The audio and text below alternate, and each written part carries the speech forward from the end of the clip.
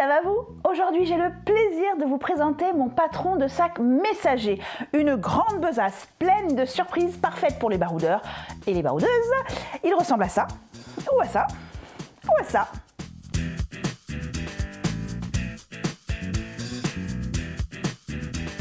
Pour ceux qui ne me connaissent pas, je suis Sophie alias Swingso, je suis couturier tailleur dans la campagne girondine. Ça faisait longtemps que mon barbu m'en réclamait un, donc le voici. C'est un peu entre le sac US de l'armée américaine de son adolescence et le messenger bag des postiers américains eux aussi. Je l'ai pensé très logeable, très résistant, sans être trop lourd. Et comme souvent avec les patrons de la cabane, je l'ai aussi pensé hautement customisable. Pour qu'il soit entièrement à votre goût, j'ai pensé plusieurs types de poches. Il y aura possibilité de faire des poches à souffler, possibilité de faire des poches plaquées, possibilité de faire des poches zippées et possibilité de faire une poche sur le rabat. Mais c'est pas tout, il y a encore une autre customisation un petit peu plus originale, celle-ci, la possibilité ici d'agrandir le fond de notre sac grâce à ce soufflet.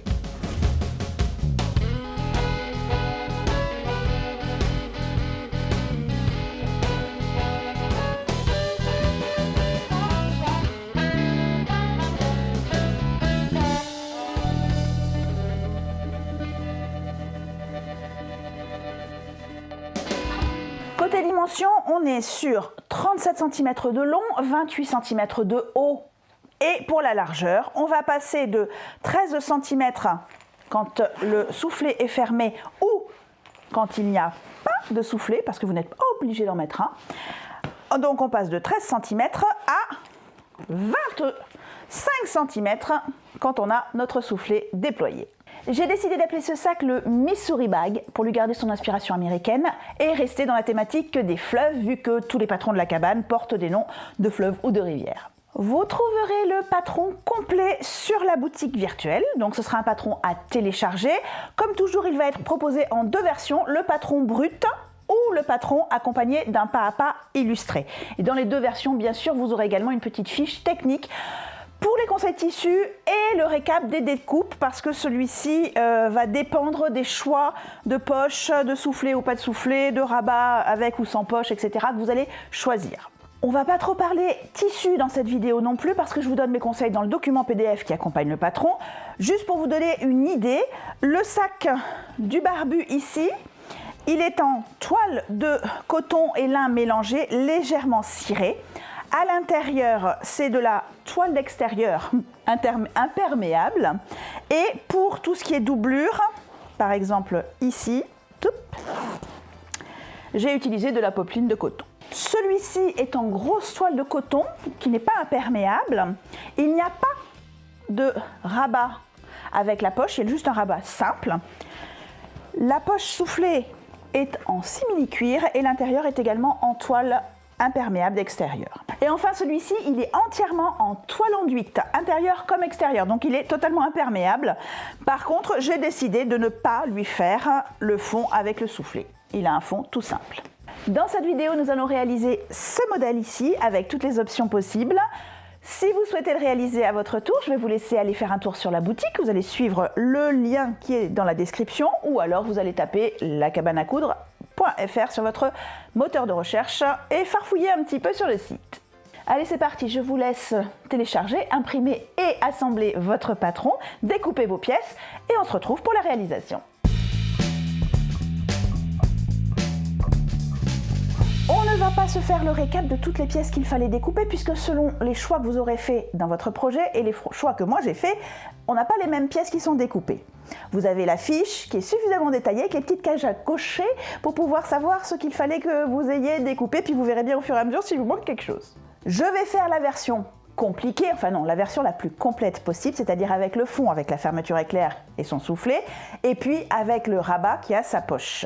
Je vais également faire la poche à soufflet, la poche plaquée et la poche zippée.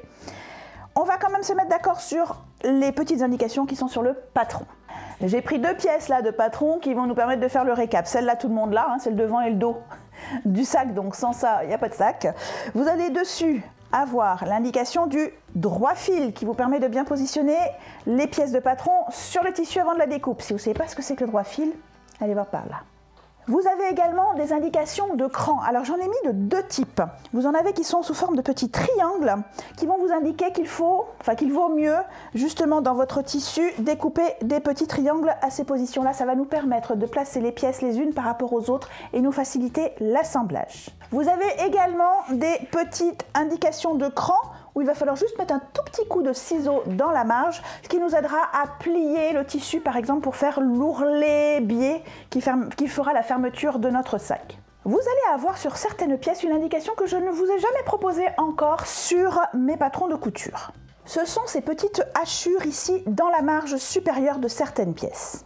En fait, j'ai fait ça dans un souci d'économie de papier parce que pour, par exemple, la pièce devant dos, pour l'extérieur, vous allez avoir besoin d'une pièce complète comme ceci, mais pour l'intérieur, vous allez avoir besoin d'exactement la même pièce sans 2 cm en haut, c'est-à-dire sans la marge de couture. J'ai trouvé qu'il était un petit peu dommage de vous faire imprimer 3 pages de plus juste pour cette petite différence. Donc, il vous est indiqué par les hachures et par la petite mention pliée pour couper la doublure et l'entoilage qu'il va falloir, quand vous êtes sur l'entoilage, s'il y en a besoin, et la doublure, enfin l'intérieur du sac, plier avant de découper votre tissu. Et enfin, 2 indications qui vont nous aider à positionner les pièces les unes par rapport aux autres, afin par exemple de positionner la poche JP ou de positionner les sangles. Vous avez sur cette pièce-là, je crois que c'est que sur celle-ci, vous avez ici des petites indications, un rond avec un point au milieu. Ce sont des indications qu'on va reporter sur le tissu à certains moments. Donc, pour préparer cela, je vais vous suggérer avec un poinçon de venir piquer le petit point central. Hop! Comme ça, tout à l'heure, avec un stylo qui s'efface à la chaleur, on pourra aller marquer notre tissu. Hop! Et de la même façon, vous allez avoir sur certaines pièces, ici, un rectangle plus ou moins long avec une croix. En fait, l'objectif, ça va être de venir découper cette forme afin d'avoir un gabarit qui nous servira, dans ce cas-là, par exemple, pour positionner la sangle et pour pouvoir la coudre, tout simplement, sur notre côté. Pour vous faciliter la vie, le barbu va chapitrer cette vidéo. Donc vous allez dans la description trouver un chapitrage qui va reprendre les différentes étapes que nous allons réaliser ensemble. Comme ça, si une étape ne vous concerne pas, par exemple vous ne voulez pas mettre de poche zippée, vous pourrez sauter cette étape. Et puis si vous avez commencé votre projet lundi et que vous voulez le continuer mercredi, eh bien vous n'aurez plus qu'à aller directement au bon endroit dans la vidéo. C'est parti, on va commencer par les poches plaquées et la poche à souffler parce que c'est le plus simple, ça va nous échauffer.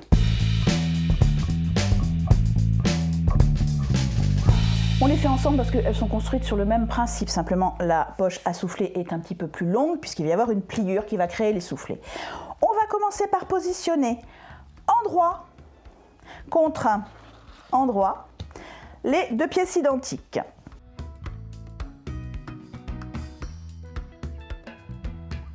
On va venir assembler ici à 1 cm du bord, de la même façon ici, avec un point d'arrêt au début et à la fin.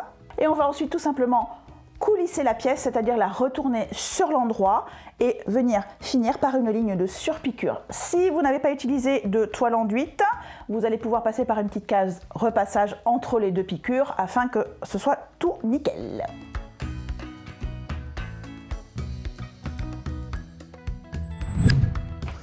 Juste avant de se lancer, un petit rappel, je travaille ici avec ma piqueuse plate parce qu'il est plus facile pour moi de vous montrer, enfin il est plus facile pour le barbu de filmer avec cette machine parce qu'il y a plus d'espace autour pour qu'il puisse travailler.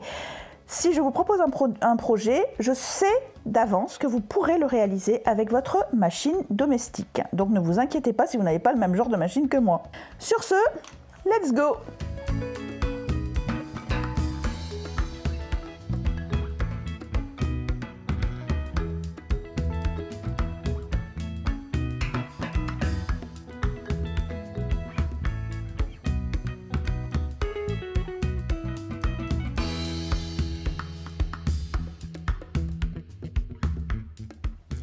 Maintenant que nos poches sont préformées, on va pouvoir venir utiliser les indications que j'avais données ici. On avait un cran en bas.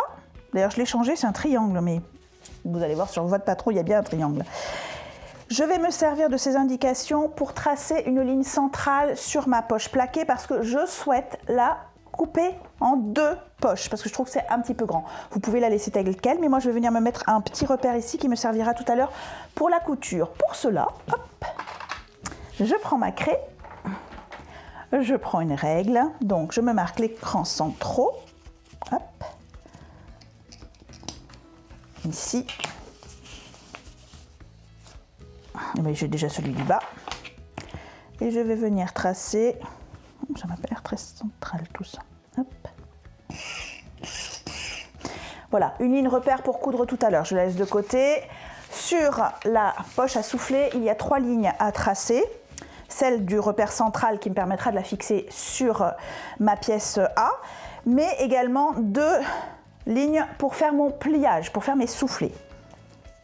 Donc 1, 2, 3. Pareil en bas. En bas, vous avez l'écran normalement, mais en haut, évidemment, l'écran a disparu dans la couture. Voilà. Donc 3 lignes. Et avant de la positionner sur notre pièce A, nous allons venir plier sur les lignes extérieures comme ceci et faire une petite surpiqûre. En fait, ça va permettre de maintenir ça toujours plié pour avoir notre soufflet qui va se former naturellement sur la fin. Donc je vais venir plier ici et coudre, et de la même façon ici et coudre. Je ne touche pas la ligne centrale. On fait un point d'arrêt au début et à la fin.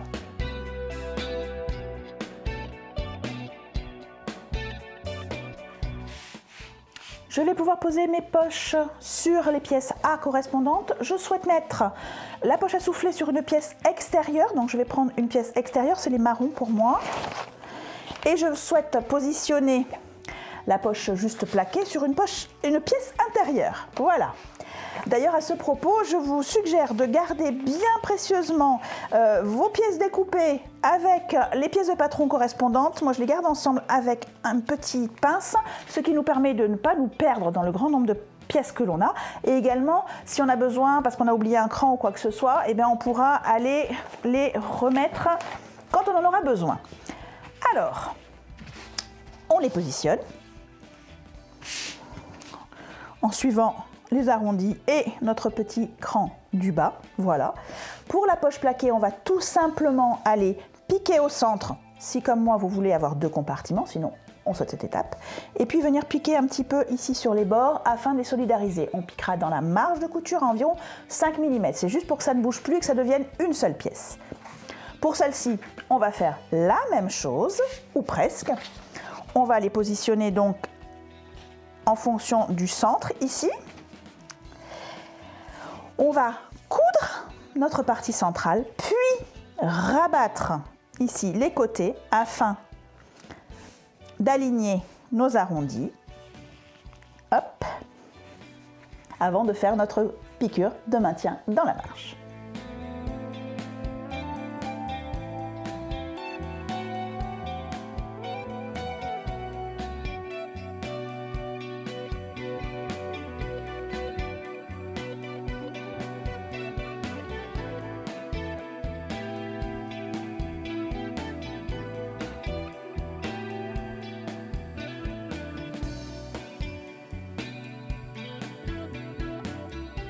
Voilà, mes 2 poches sont prêtes.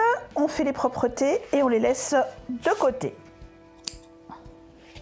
On s'attaque maintenant à la poche zippée. Personnellement, je la pose à l'extérieur, sur le dos de mon futur sac. Donc, je prends ma 2e pièce d'extérieur. Et j'ai besoin de ma pièce de patron pour me marquer quelques repères. Sur la pièce extérieure, je vais venir marquer le repère de l'emplacement de ma doublure de poche. C'est la ligne du bas ici avec les 2 petits points. Donc je vais attraper un stylo et je vais venir marquer. Est-ce que ça se voit? Oui, juste, je vous fais une croix. Sur la partie qui sera la poche, donc mes 2 pièces de doublure de poche, je vais en prendre une première que je vais mettre à l'envers.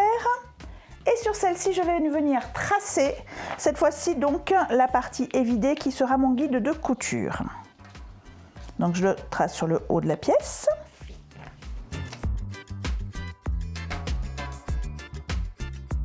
Bon, pour avoir des lignes bien droites, je vais utiliser ma règle. Une fois que j'ai mes repères, ce sera plus fiable. On va pouvoir positionner endroit contre endroit. Donc, ma pièce de doublure et mon fond. Et je vais donc aligner les extrémités de ma pièce de doublure, là les angles supérieurs, avec les croix que j'ai faites sur mon tissu. On va épingler à plusieurs endroits pour que ça ne bouge pas. Astuce, si vous n'avez pas comme moi un tissu, de la toile de coton, mais du tissu enduit qui déteste les épingles, vous allez utiliser plutôt ceci, du masking tape. Vous allez pouvoir scotcher votre pièce en place, comme ça elle ne bougera pas et vous n'aurez pas de vilain petit trou. On repart à la machine pour venir coudre très précisément en suivant notre rectangle.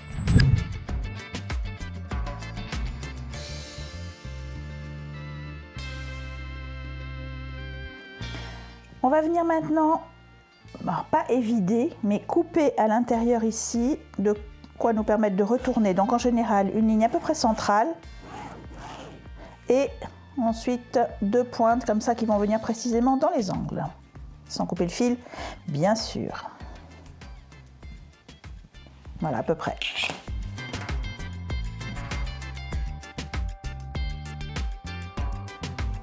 Un petit peu de repassage si vous avez la possibilité, si ce n'est pas de la toile enduite encore une fois ou du simili. Donc on va pouvoir faire passer toute notre partie doublure dans notre petit trou. Hop. Et on va repasser en place de façon à avoir quelque chose de bien plat avec un joli rectangle.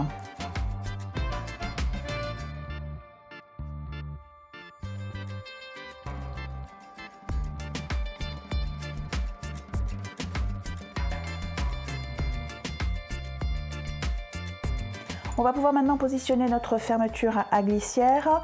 Pour ce modèle, vous avez pris une fermeture à glissière qui fait 25 cm minimum dedans, c'est-à-dire soit une fermeture éclair traditionnelle de 25 cm, qui a donc les petites pattes là, qui dépassent en haut et en bas, soit comme moi, quelque chose d'un peu plus long. Là, j'ai 27 cm dedans et je vais venir pouvoir la positionner de façon à avoir des petites marges de couture de fermeture éclair. Alors, on la pose de façon centrale, on va aller d'un côté ou de l'autre. Depuis peu, j'utilise du masking tape aussi pour pouvoir positionner mes fermetures à glissière. Donc, parce que comme ça, elle reste bien centrale, parce que c'est toujours pas pratique avec les épingles, je trouve, de venir la positionner en place. Donc, je mets un petit peu de masking tape. Voilà. Et elle bouge moins. Et je vais en mettre de l'autre côté aussi, maintenant qu'elle est bien centrée. On me pose souvent la question de savoir si c'est mauvais pour les aiguilles, la colle du masking tape. Alors, c'est pas idéal pour les aiguilles, mais justement, on n'en met pas sur toute la longueur. On va passer sur quelques points par-ci, par-là, donc ça reste anecdotique, on va dire. Donc, ça ne va pas encrasser notre aiguille. Mais par contre, ça reste bien en place, donc ça fait gagner du temps. On est parti ?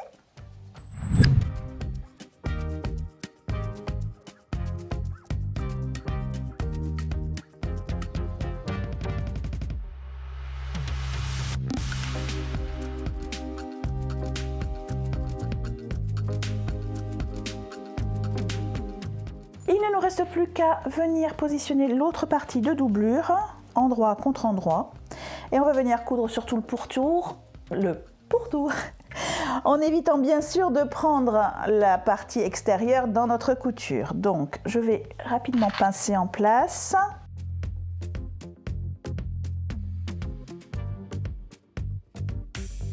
Du coup, je vais aller coudre en me positionnant de ce côté et je vais repousser à chaque fois la partie extérieure pour être sûr de ne pas la prendre dans la couture. Allez!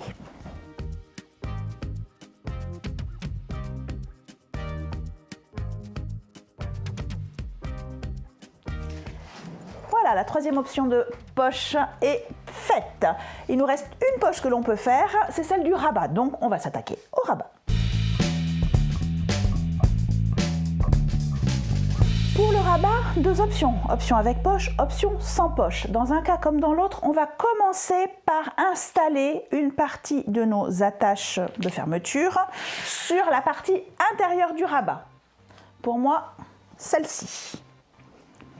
Donc vous avez votre partie intérieure, celle que vous avez choisie pour faire l'intérieur de votre rabat. Ça peut être la même couleur que l'extérieur ou un autre tissu. Et vous avez votre pièce de patron. Avec notre pièce de patron, nous allons venir sur l'extérieur de notre tissu, sur l'endroit de notre tissu, positionner la pièce afin de tracer ici nos repères d'emplacement des sangles. Pour plus de résistance, il est intéressant d'avoir un petit peu d'entoilage sur le dos de la pièce. Soit vous faites le rabat simple et à ce moment-là, l'entoilage que je vous ai conseillé d'utiliser, vous allez le coller sur le dos de la pièce ici qui sera l'intérieur. Soit, comme dans mon cas, comme je vais faire avec une doublure, je n'ai pas d'entoilage, je vais venir positionner deux petites pièces d'entoilage, deux petits rectangles à l'endroit à peu près où je vais venir placer mes sangles ensuite. Donc ici et ici.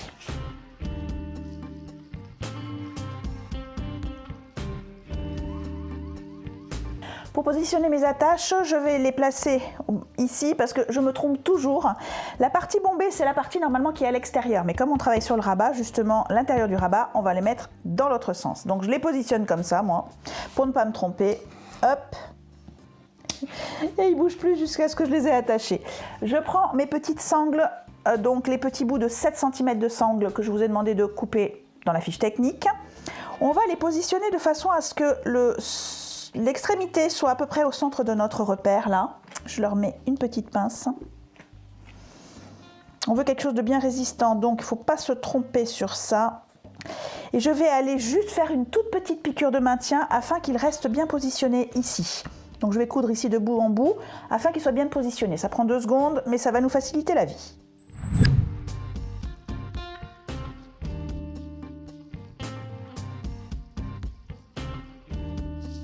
Je vais pouvoir maintenant insérer ici et venir alors installer de façon à ce que mon autre extrémité de sangle vienne toucher la première. Du coup, je suis sûre d'avoir bien pris les 2 bords de sangle dans le petit carré que je vais venir coudre. Donc, je vais coudre un carré ici avec une croix au centre, un petit peu comme celle qui était dessinée sur la pièce de patron.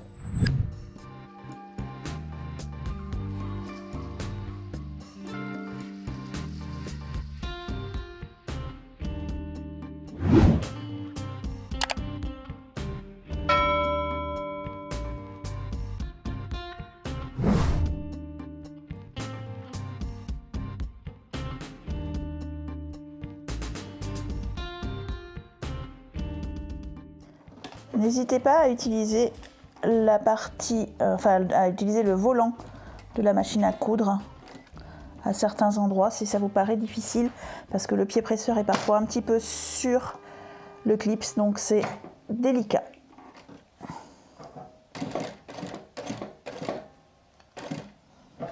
Et évidemment, n'hésitez pas à prendre une couleur de fil identique à votre sangle si vous avez peur de ne pas faire une croix parfaite.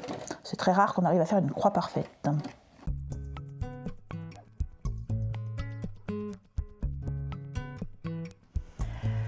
Ok, ça c'est fait. Alors, ceux qui veulent faire leur rabat sans poche, ils vont devoir patienter un petit peu ou faire quelques petits sauts de puce dans la vidéo.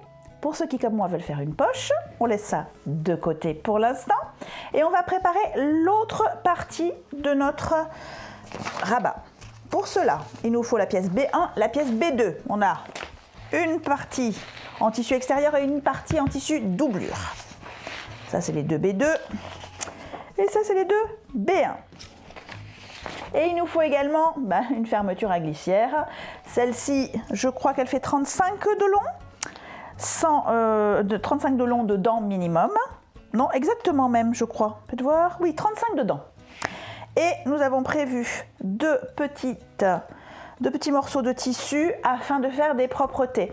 Pourquoi des propretés alors qu'on a un rabat qui ne se verra pas? C'est tout simplement pour ne pas avoir de la fermeture à glissière dans les côtés de notre rabat. Ça va faire une surépaisseur qui sera peu esthétique et un petit peu casse-pied à coudre. Donc j'ai une fermeture à glissière un petit peu plus petite que nécessaire, puisque ici j'ai une pièce qui fait 40, il me semble, non 39 pardon, de large. Donc je veux réobtenir 39 cm.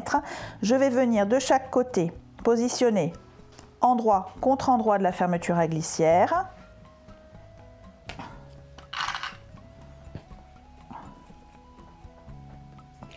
On va aller le coudre en place à 1 cm du bord, puis rabattre et faire une petite surpiqûre.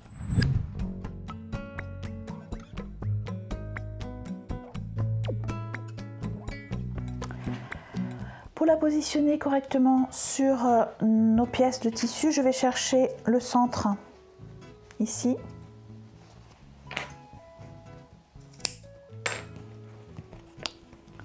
Et je vais également chercher le centre de la fermeture à glissière. Donc je me base sur les coutures que je viens de faire. Voilà.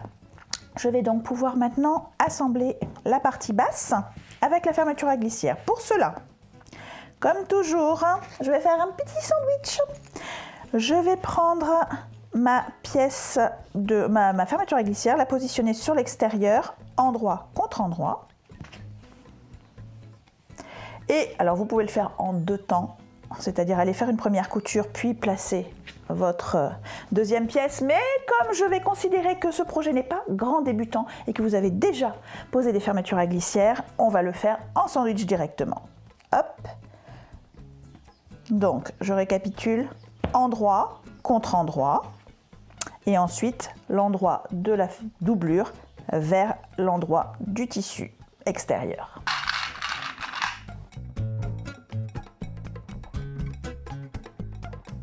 On va aller piquer en place, puis on va coulisser, retourner sur l'extérieur, donner un petit coup de fer si besoin et venir faire une surpiqûre.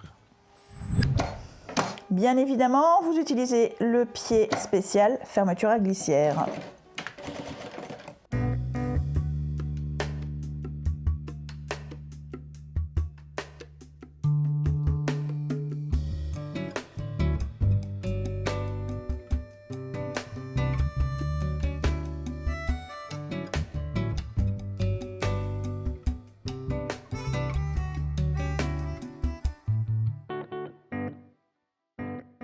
On va venir maintenant poser la partie supérieure de notre poche de rabat. Vous aviez repéré que les 2 pièces du haut ne sont pas de la même taille. On avait donc la partie extérieure qui est bien plus grande que la partie intérieure.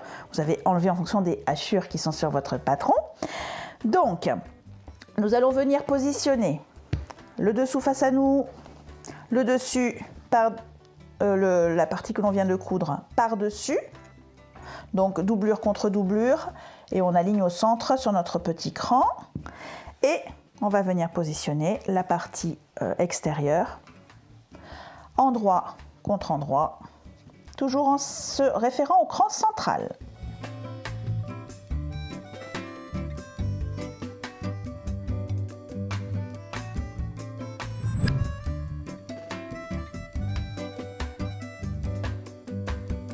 Pour faire notre surpiqûre, cette fois-ci, il va y avoir une petite manipulation supplémentaire. Pour ce qui est la doublure, on va simplement la repousser vers l'extérieur. Éventuellement lui donner un petit coup de fer pour qu'elle soit en place. Par contre, pour l'autre côté, on veut un rabat qui va cacher la fermeture à glissière. On avait des crans qui étaient sur notre pièce de patron, donc nous les avons reportés ici. Et on va pouvoir plier notre pièce en fonction de ces crans. Je vais donner un petit coup de fer afin de marquer cette pliure. Et on veut arriver à faire une piqûre ici qui va être régulière sur toute la longueur. Donc pour cela, je vais vous suggérer de tracer un guide de couture parce qu'en suivant simplement la fermeture à glissière, on risque d'avoir quelque chose qui ne va pas être droit et ça va se voir. Hop. Alors, je vais prendre une règle plus grande. Donc ici j'ai ma pliure, je vais me positionner 2 cm au-dessus ou 2 cm et demi je touche ici, je sens que je suis suffisamment loin, voilà, de ma fermeture à glissière. Donc si vous sentez que vous êtes trop près de la fermeture à glissière, n'hésitez pas à prendre 2 cm et demi. C'est un petit peu plus large, mais pour l'esthétique, ce sera mieux. Voilà, je vais pouvoir aller coudre de façon régulière ma surpiqûre qui va donc prendre l'extérieur et venir ici surpiquer ma doublure.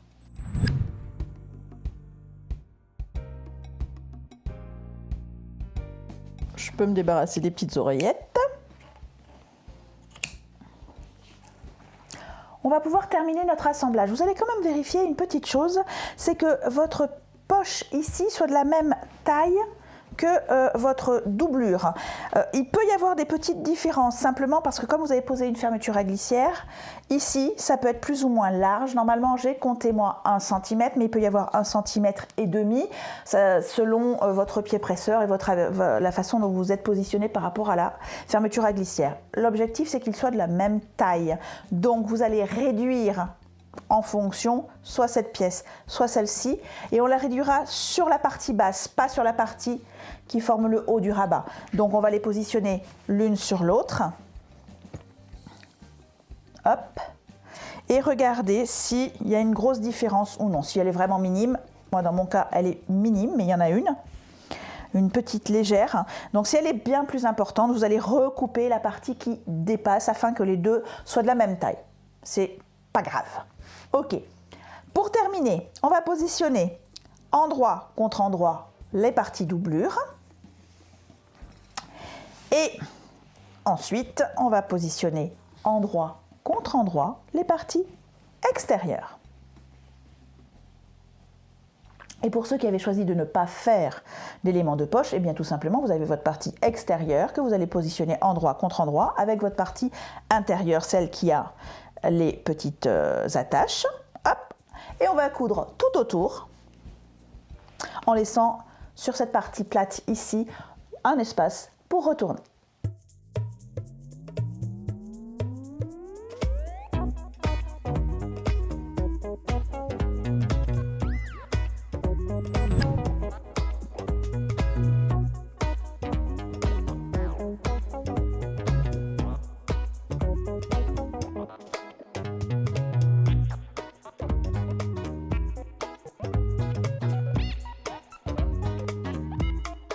Et comme toujours avant de retourner, on crante.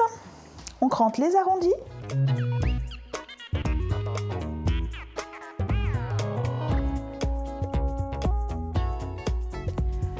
Et on crante également les angles ici. Et on retourne. Alors pour retourner, on ne se trompe pas, surtout si on n'a pas ouvert la fermeture à glissière, on ne retourne pas entre les deux doublures, mais entre les deux tissus extérieurs.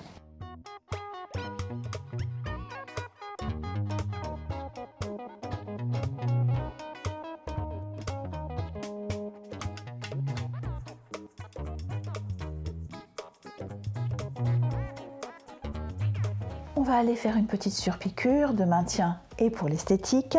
Par contre, on ne va pas faire de surpiqûre paradoxalement sur la partie ouverte. On le fera au moment où on va solidariser le rabat avec le dos du sac. Donc on va partir ici de cet angle et faire le tour et s'arrêter à cet angle.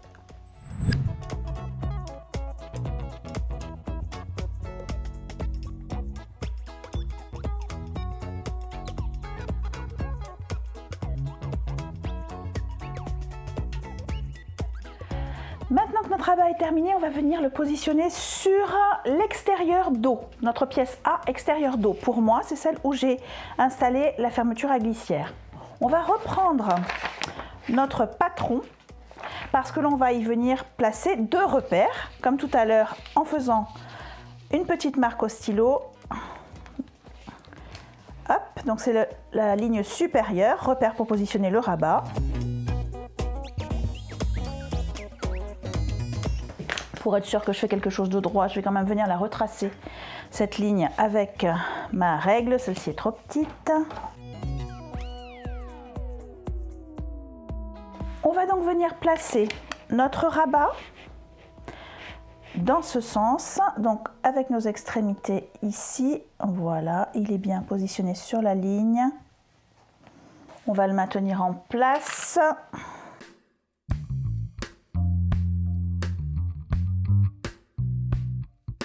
Et on va venir faire une première ligne de maintien de notre rabat sur le dos, tout simplement mais en complétant le tour en surpiqûre que nous n'avions pas fait, c'est-à-dire sur cette ligne ici. Il y aura une deuxième piqûre tout à l'heure, mais elle sera faite à la toute fin, quand on aura fini le sac.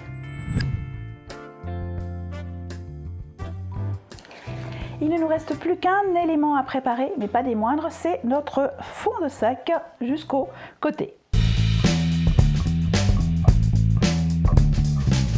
Alors pour le fond de sac, vous aviez donc deux options, soit le soufflé, soit un fond traditionnel on va dire.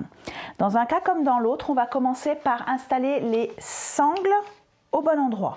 Donc si vous avez le soufflé, comme moi je vais faire, vous allez avoir une petite pièce comme ceci avec votre découpe qui a été préparée, ou alors vous allez avoir votre grande pièce. Alors j'ai pas fait une grande pièce, j'ai préparé deux mini pièces pour vous montrer l'assemblage. Je n'allais pas recouper le tissu deux fois, mais sur votre grande pièce, vous avez également ici sur le bord la même découpe à préparer.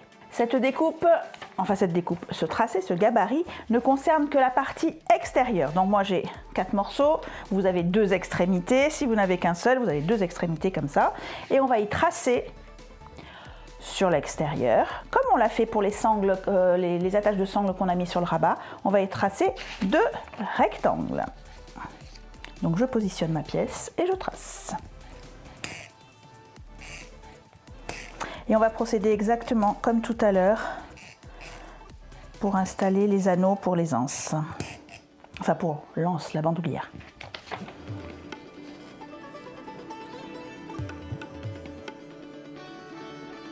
Pour positionner les sangles et donc les attaches, on va procéder de la même façon qu'on a fait tout à l'heure. Je vais venir placer ma sangle sur le rectangle. Je vais prolonger un petit peu d'ailleurs ici, afin de bien voir comment elle est positionnée. Je vais la fixer une première fois, puis insérer l'attache et refermer et faire mon petit carré avec ma fameuse croix pour que ça ne bouge plus. On a déjà fait la manœuvre tout à l'heure, donc on va aller directement à la machine.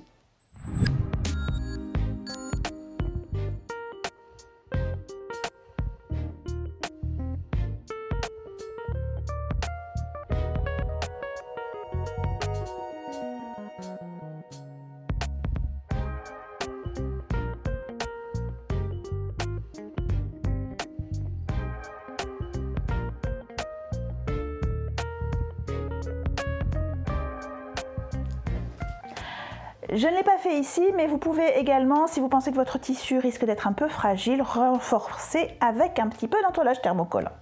Et c'est le moment où nos amis qui ont envie de faire le fond tout simple vont pouvoir faire leur petite avance rapide, parce que nous allons d'abord, nous, assembler la fameuse fermeture éclair qui va constituer le soufflet.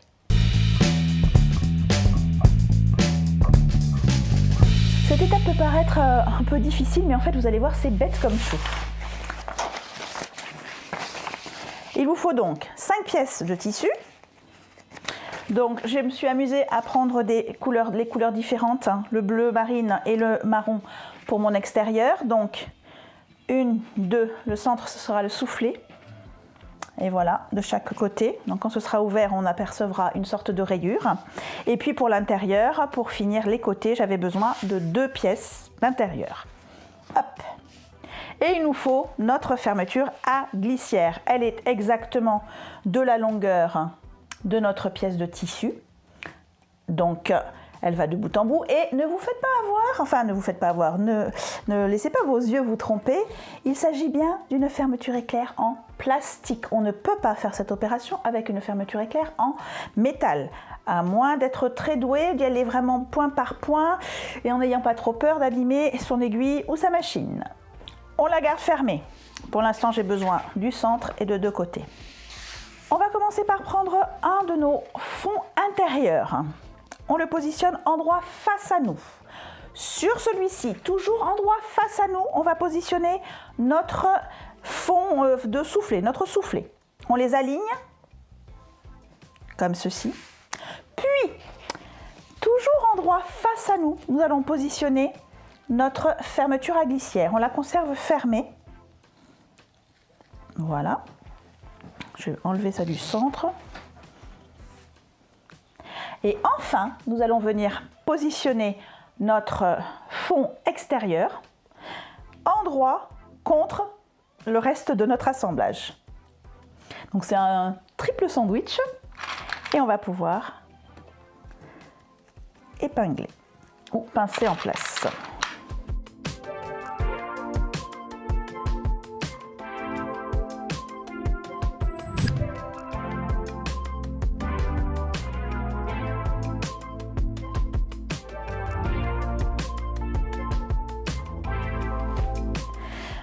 On va ouvrir le sandwich. Alors pour cela, on va rabattre les côtés, donc celui-ci. Et on va le faire également à l'intérieur. Donc on a le milieu, le soufflet lui-même qui va être d'un côté et les deux autres éléments qui vont être ensemble. Et on va repasser ça si on n'a pas pris de la toile enduite. Es-tu chaud, petit fer?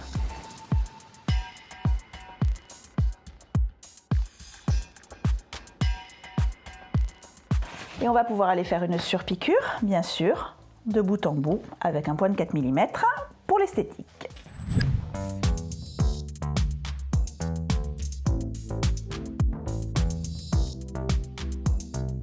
Et on va réitérer les mêmes opérations pour l'autre côté de la fermeture à glissière. Donc, je reprends un fond, endroit face à moi. Sur celui-ci, je pose le soufflet. Donc j'aligne bien mon centre.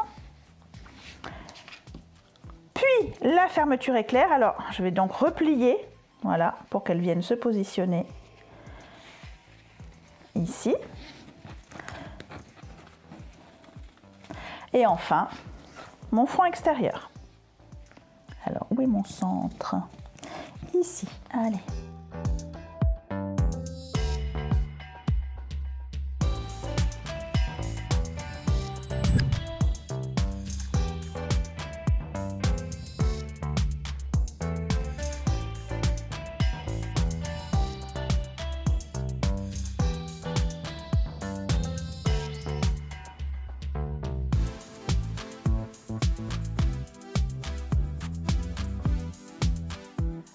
Petite précision, bien sûr, quand on a fait la surpiqûre, on a fait attention à pousser notre soufflet au bord opposé. On ne voulait pas le prendre dans la surpiqûre. Il ne nous reste plus, pour reconstituer notre fond, à installer nos extrémités. Donc, on va se fixer sur le centre et vous allez peut-être repérer que votre morceau d'extrémité, on va dire, est plus large que votre fond. Je l'ai prévu un petit peu plus large exprès. Pourquoi?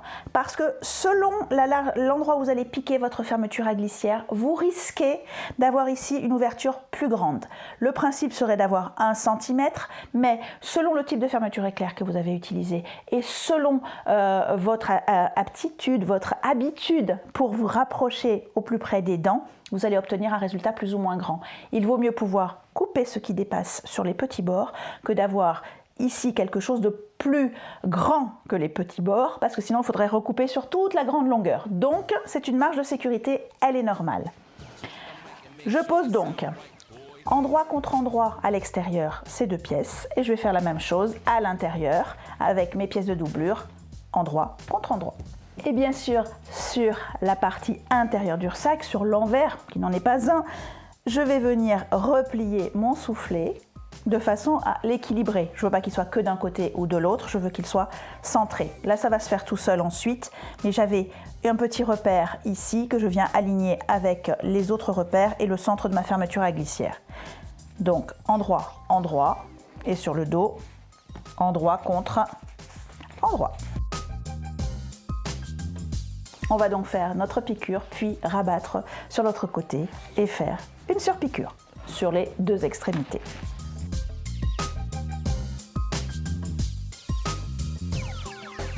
It sound right, boys.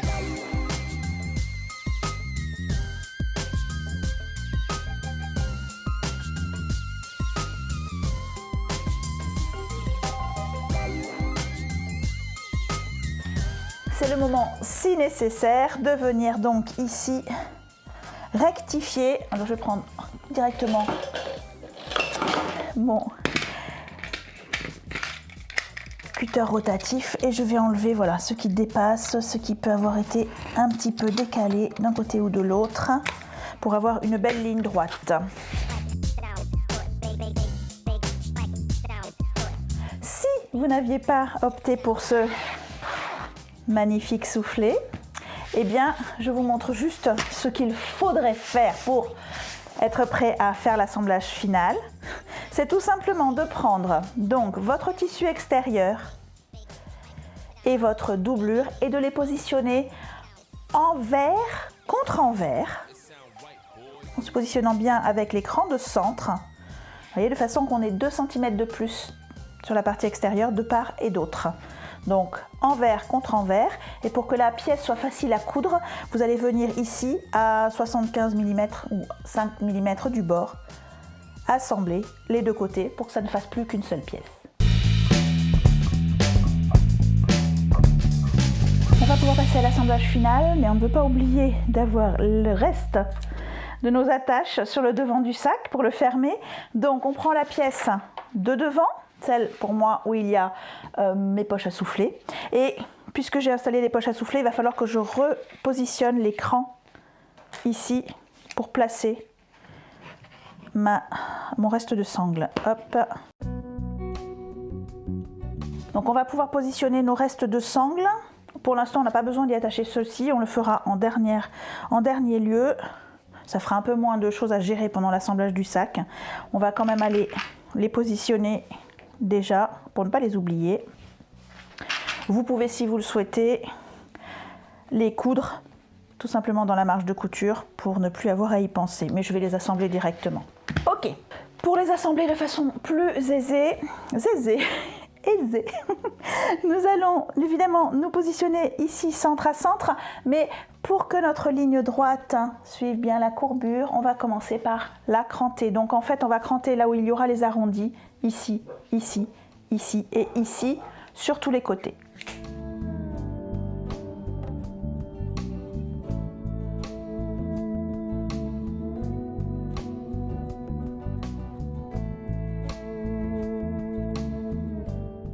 Allez, c'est parti.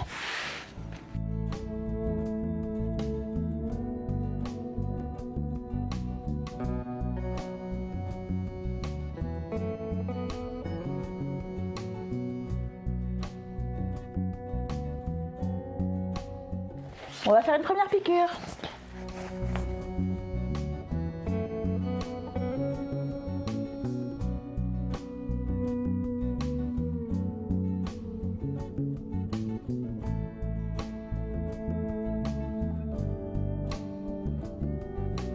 On va maintenant venir placer l'autre partie du même côté, c'est-à-dire l'intérieur du devant. Donc pour moi, c'est celui qui n'a aucune poche. Donc je vais venir le positionner. Je vais le positionner en bas, toujours en suivant mon cran. Et puis je vais donc pousser un petit peu à l'intérieur. Il faudra évidemment se débarrasser. Je vous suggère d'ouvrir le soufflet si vous avez choisi de faire avec soufflet comme moi. Ici, ça va être aligné avec la doublure côté. Hop.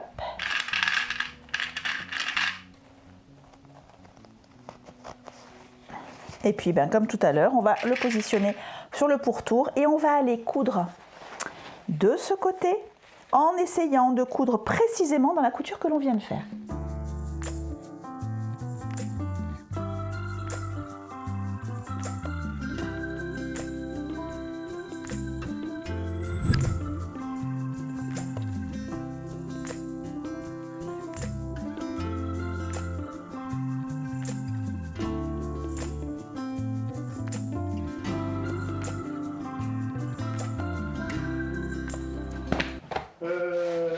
Il est beau mon sac.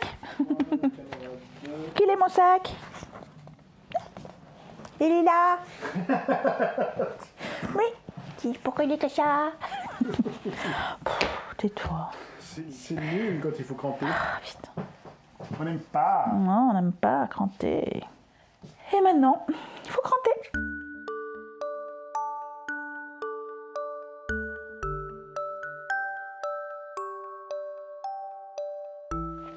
Et on retourne.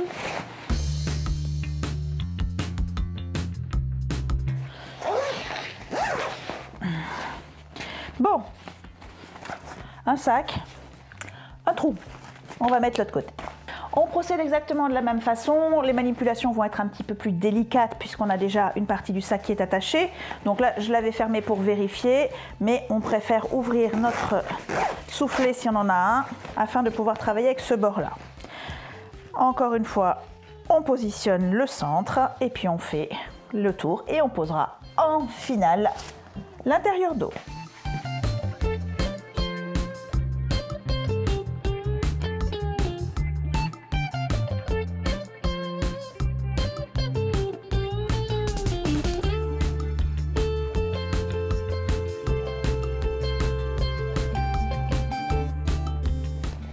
Allez, on va pouvoir passer à la machine.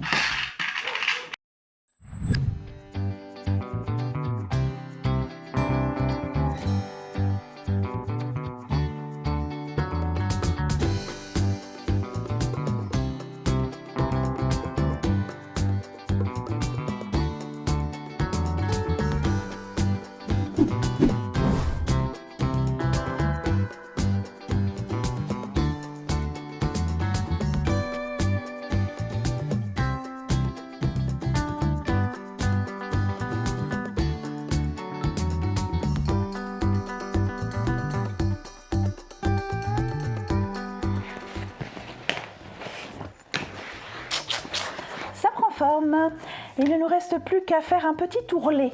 Traditionnellement, ce genre de sac, ce genre de montage, on le finit avec un tour de biais, mais je sais que beaucoup d'entre vous détestent le biais. C'est pour ça que j'ai imaginé cette solution un petit peu différente, avec donc là où nos 2 cm d'écart entre les pièces intérieures et pièces extérieures prennent tout leur sens, on va faire un ourlet. Pour équilibrer les épaisseurs, je vais commencer par venir ici couper la marge de couture, hop, et je vais la positionner vers le côté, puisque le reste est enfermé dans le devant. Donc je vais la pousser sur le côté, puis je vais replier sur 2 cm, et ensuite, hop, j'ai un peu de fil qui me gêne. Donc je vais replier sur 2 cm, puis rabattre sur lui-même. Voilà. Donc j'enferme ainsi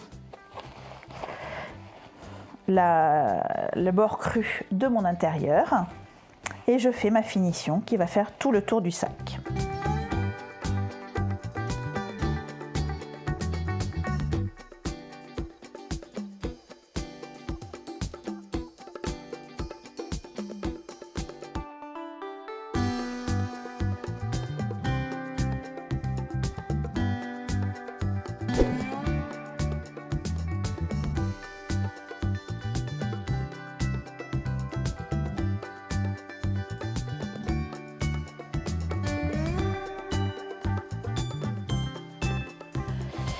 Et voilà, le sac lui-même est terminé. Il ne nous reste plus qu'à accrocher ici nos 2 petits morceaux d'attache, justement, et à installer la sangle.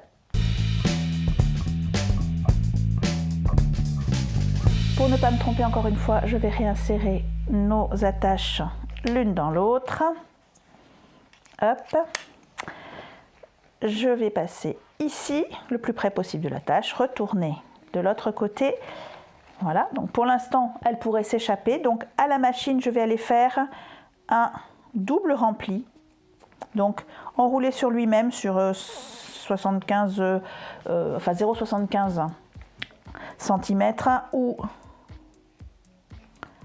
1 cm au maximum. Et je vais coudre ici, ce qui fera un petit stop, qui fera qu'on ne pourra plus le sortir. Donc sur les 2. Donc je les prépare. Et je les défais parce que ce sera beaucoup plus facile à travailler. Voilà. Et pour la sangle, donc, on va la positionner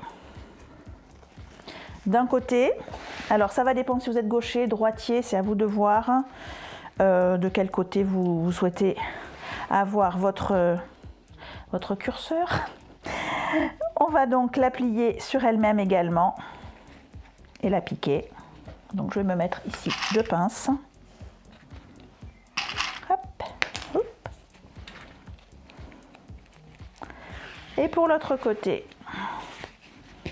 alors sans la turbouchonner parce que je suis spécialiste pour faire ça, on va commencer par la passer dans la boucle de réglage, ce que j'ai appelé le curseur, la réinsérer dans l'autre anneau, hop,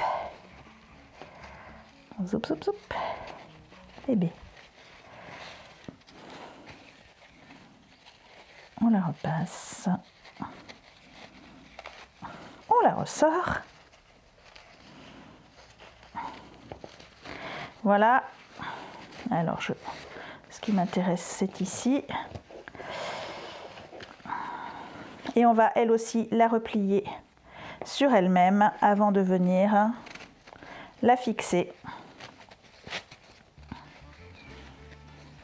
le plus près possible de la boucle. Voilà.